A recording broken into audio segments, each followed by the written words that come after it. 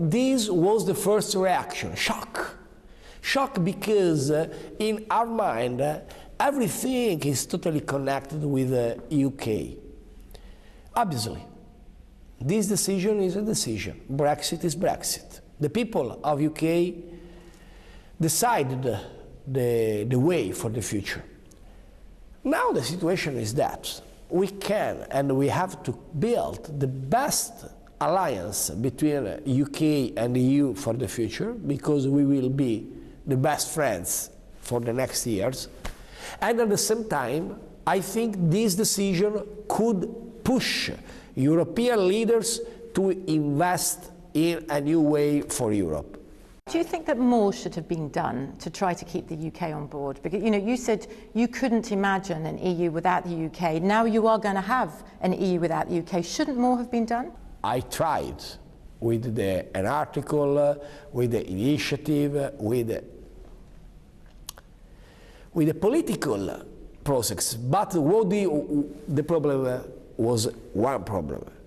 When David Cameron decided to use referendum to solve some internal problem of the Conservative Party, this was the problem. We cannot use the foreign affairs to solve internal problems. The decision of British people is a bad decision in my mind, and I'm sad for that. But if we don't accept the result of referendum, the risk is give the message, vote is not a good thing. Democracy is not an asset for this continent, and this is impossible. So you think it's definitely going to happen? For me, yes. And how should it happen? I mean, obviously Britain has to trigger Article 50 for official talks to start. In what mood should they be? I mean, how tough should they be? When British people, British government will decide to open Article 50, I think we will work as soon as possible in only one way to solve every problem, but will be impossible give to British people more rights than the older people out of EU. So we're clearly talking about the freedom of movement here, right? I mean, so there are those in the United Kingdom who would like to stay, have very good access to the single market, but they don't want to allow the freedom of movement, so the ability for all EU citizens to have access to the labour market. And aren't you asking for flexibility in the Eurozone?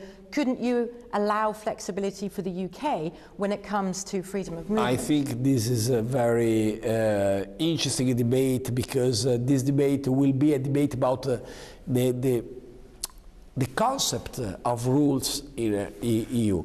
But when UK will decide the opening of Article 50, we will discuss about it.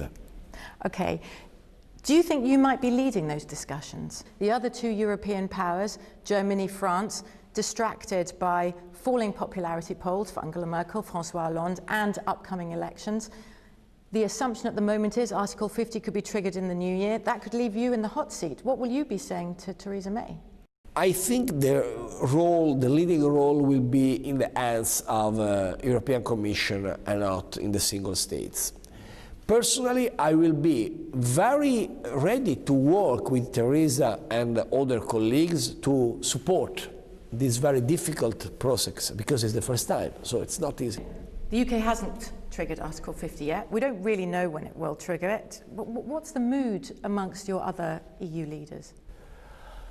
There is the need to solve as soon as possible the problem of UK, because we employed the last 2 years about Brexit. From 2015 to today, for the first months of 2015 to today, we discussed a lot of times about Brexit. So now it's time to solve the question. At the same time, there is a sentiment of sadness.